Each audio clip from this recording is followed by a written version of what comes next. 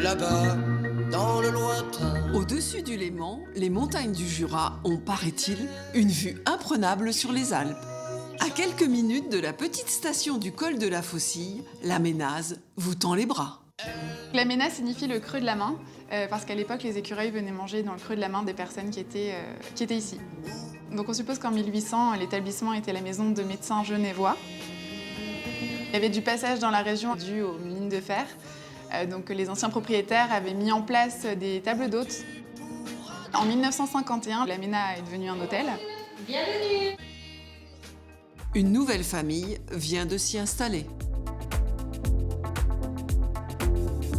Les nouveaux propriétaires veulent mettre l'accent sur l'aspect familial et authentique de l'établissement.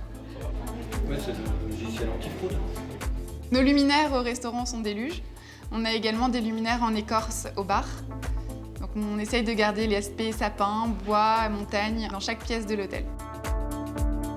Dans les chambres, on a gardé du mobilier en sapin, les portes de salle de bain, les meubles que nous avons rénovés. On a également apposé des anciens skis sur les murs. Et toujours le petit écureuil. D'un lac à l'autre, du lac Léman au lac d'Annecy. Un an de travaux intensifs ont été nécessaires pour la création de ce boutique-hôtel imaginé par deux cerveaux bouillonnants d'idées. Cette maison date de 1850. Elle appartenait au maître de la chocolaterie, qui était juste à côté, et les sœurs du couvent Saint-Joseph l'ont reprise pour accueillir les enfants abandonnés. Nous, on a repris la définition même du boutique-hôtel, c'est-à-dire un petit hôtel d'une dizaine de chambres dans une maison remarquable, et l'ensemble des mobiliers est à la vente. Delphine n'a pas son pareil pour twister bibelots, tissus et couleurs, pour créer des ambiances, installer une atmosphère. À chaque chambre son thème et plein d'idées déco à piquer.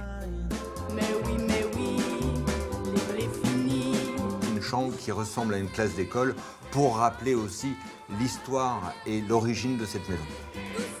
Nos hôtes sont émerveillés et ils se disent « Ah, tiens, il y a des petites choses » et on discute et il y a une réelle relation qui se fait au niveau des objets, de la déco, entre eux et nous.